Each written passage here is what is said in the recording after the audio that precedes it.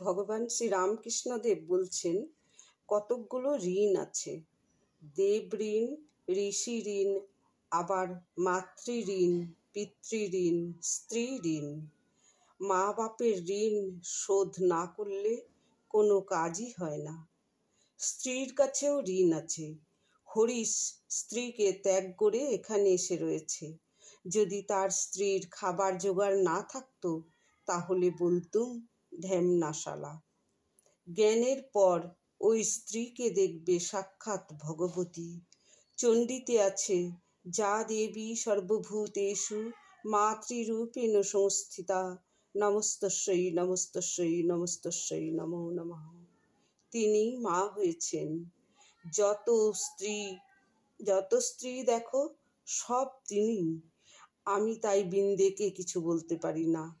কেউ কেউ শোলক ঝাড়ে, লম্বা লম্বা কথা কয়, কিন্তু ব্যবহার আর একরকম।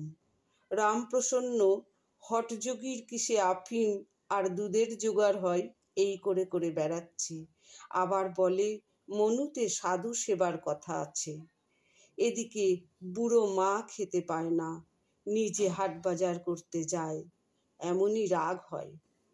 তবে একটি কথা আছে, যদি প্রেম উন্মাদ হয় তাহলে কে বাপ, কে মা, কে বা স্ত্রী। ঈশ্বরকে এত ভালোবাসা যে পাগলের মতো হয়ে গেছে, তার কিছুই কর্তব্য নেই, সব ঋণ থেকে মুক্ত। প্রেম উন্মাদ কিরকম, সে অবস্থা হলে জগৎ ভুল হয়ে যায়।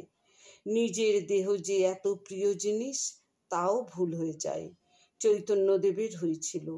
সাগরে ঝাঁপ দিয়ে পড়লেন, সাগর বলে বোধ নাই। মাটিতে বারবার আছাড় খেয়ে পড়ছেন, ক্ষুধা তৃষ্ণা নাই, নিদ্রা নাই, শরীর বলে বোধ নাই।